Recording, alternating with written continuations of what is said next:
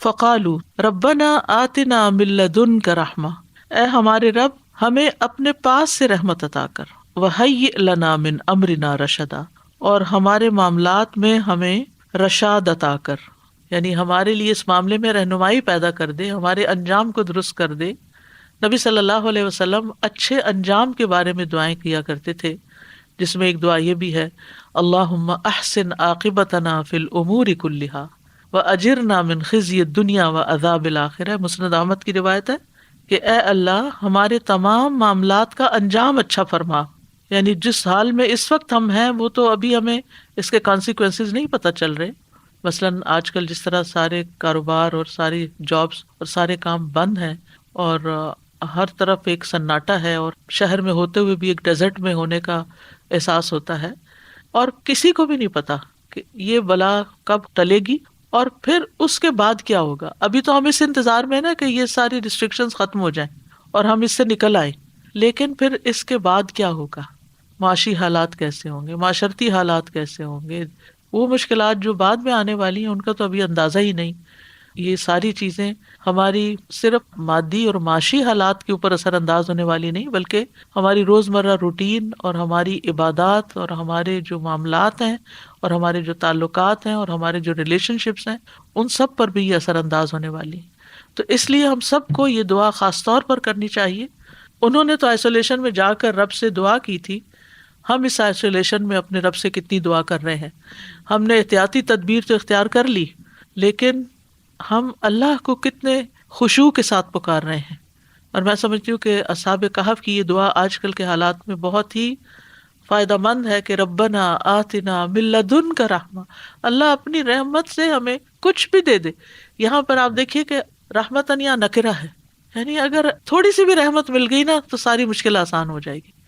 یعنی جیسے ایک شخص بہت پیاسا ہوتا ہے نا تو اس کے لیے پانی کے چند قطرے بھی اس کی زندگی بچانے کے لیے کافی ہو جاتے ہیں۔ وَهَيِّئْ لَنَا مِنْ أَمْرِنَا رَشَدًا، یا اللہ ہمیں سمجھ دے دے ہمیں کرنا کیا چاہیے، موجودہ حالات میں کیا کرنا چاہیے اور آنے والے دنوں کے لیے کیا کرنا چاہیے، کیونکہ ایسے حالات میں انسان کو فیوچر کی فکر لگ جاتی ہے۔ موجودہ حالات تو جیسے بھی ہوں کہ ابھی تو پناہ مل گئی، لیکن آئندہ کیا ہوگا؟ یعنی رحمت اور رشاد دونوں چیزیں چاہیے، رحمت چاہیے کہ مشکل ٹلے اور رشاد چاہیے کہ کریں کیا۔ تو اس لیے یہ دونوں دعائیں جو ہیں یہ بڑی فائدہ مند ہیں کہ اللہم احسن عاقبتنا فی الامور کلہا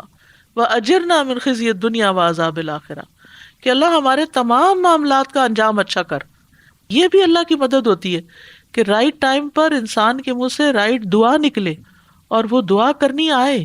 اور وہ دل سے نکلے۔ ایک ہوتی ہے نا میڈ اپ دعا کہ کسی نے لکھی ہوئی، آپ نے دیکھ کے پڑھ لی، بس ریڈنگ کر رہے ہیں آپ اس دعا کی، اور ایک ہے آپ کے اندر سے اٹھی ہوئی، ایک ہے آپ کسی کے کہنے میں مانگ رہے ہیں، اور ایک ہے آپ کی دل کی تڑپ سے وہ نکل رہی ہے۔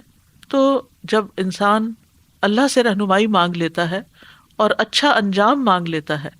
تو پھر انسان کی مشکل نہیں رہتی۔ پھر جتنے بھی نیک کام ہیں، مثلا وقت کا ہی صحیح استعمال ہے، اس کی سمجھ بوجھ بھی اللہ تعالیٰ ہی دیتا ہے، اور وہ دلوں میں الہام کرتا ہے کہ اچھا اب یہ کر لو، اب اس کے بعد یہ کر لو، اب یہ کر لو۔ ورنہ بہت دفعہ ایسا ہوتا ہے کہ کام پڑے ہوتے ہیں، سمجھ بھی آ رہا ہوتا ہے کہ توفیق نہیں ہوتی۔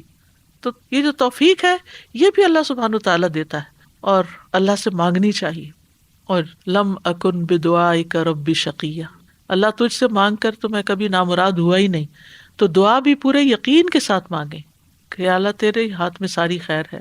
اور تو ہی جب چاہے مشکل کو آسان کر دیتا ہے، اور تو اس مشکل کو آسان فرما ساری ہی انسانیت کے لیے، ساری ہی دنیا کے لیے۔ اس میں یہ بھی سیلفش نہیں ہونا چاہیے کہ ہم صرف اپنی فکر کریں، کیونکہ ہم سبھی کے ساتھ ہیں، تو سب کے لیے دعا کرنی چاہیے، مسلم ہو، نان مسلم ہو، کسی ملک کے رہنے والے، کسی کانٹیننٹ کے رہنے والے، کسی جگہ کے ہوں، سب کی بھلائی کے لیے، سب کی صحت کے لیے، سب کی عافیت کے لیے، اور سب کے ایمان کے لیے، اور سب کی ہدایت کے لیے، کیونکہ رشاد کے اندر ہدایت آتی ہے، اور ہدایت بھی بڑی ضروری ہے۔ ان دنوں میں سب کے دل نرم ہیں، اللہ سبحانہ وتعالیٰ اپنی نشانیاں جب دکھاتا ہے تو وہ دلوں کی نرمی کا باعث بنتی ہیں۔ تو جیسے اصحاب کہف کا واقعہ ایک نشانی ہے، تو آج کل کے حالات بھی ایک نشانی ہے ہم سب کے لیے کہ ہم میں سے ہر شخص کیا سبق حاصل کرتا ہے۔